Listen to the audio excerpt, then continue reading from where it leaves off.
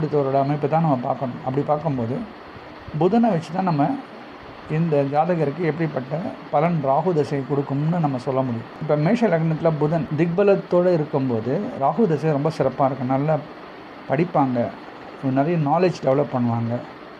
இவங்களுடைய அனுபவ எக்ஸ்பீரியன்ஸ்னாலேயே இவங்க பெரிய ஒரு பர்சனாக வரத்துக்கு சான்ஸ் இருக்குது. எப்பேற்பட்ட பிரச்சனையும் இவங்களால் சமாளிக்க முடியும். எதிரிகளை ஜெயிக்கக்கூடிய ஆற்றல் இருக்கும். ஒரு சிலருக்கு வெளிநாடு பிரயாணம் கிடைக்க சான்ஸ் இருக்குது.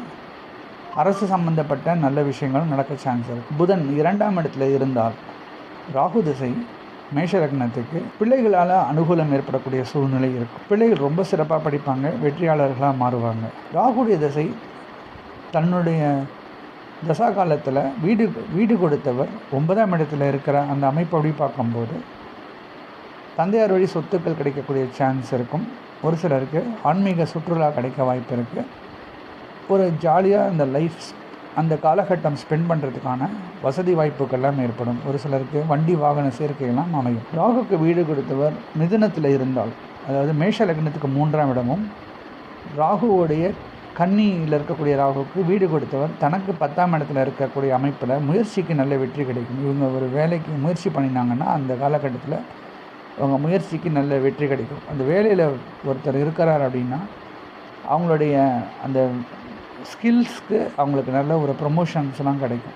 ஒருவர் தன்னுடைய வேலைக்கு உண்டான நல்ல நன்மதிப்பும் பாராட்டுதலும் கிடைக்கக்கூடிய அமைப்பில் அந்த ராகு திசை கொடுத்துரும். வேலையில் வெற்றி, புதிய வேலை வாய்ப்புகள், பெண்களுக்கு கூட நிறைய புதிய வேலை வாய்ப்புகள்லாம் கிடைக்கும்.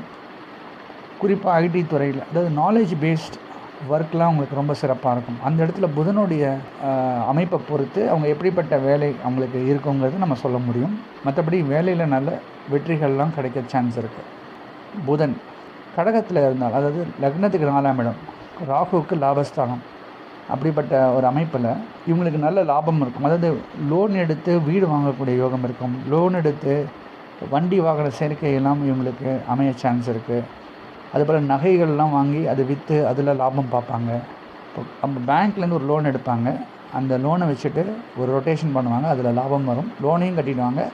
இவங்களுக்கு தேவைப்படக்கூடிய அந்த பொருளாதார ஒரு வசதிகளும் இருக்கும். இப்படி ஒரு சில பேர் அவங்களுடைய அதிர்ஷ்டம், அவங்க எடுக்கிற நேரத்தில் அவங்க இன்வெஸ்ட் பண்ணக்கூடிய அந்த பங்கும் ரொம்ப ஹை வேல்யூவில் போகும். இப்போ பங்கு சந்தையில் இன்வெஸ்ட் பண்ணி நல்ல லாபம் பார்க்கறது, அது மூலிமா லோனையும் அவங்க கட்டிடுவாங்க. இப்படி பொருளாதார மேன்மை அடையக்கூடிய வாய்ப்பெல்லாம் இருக்கும். இதே புதன் சிம்மத்தில் இருந்தால் தனக்கு அதிநட்பு வீடு, பிள்ளைகள் ரொம்ப சிறப்பாக படிப்பாங்க. ராகு தசா காலங்களில்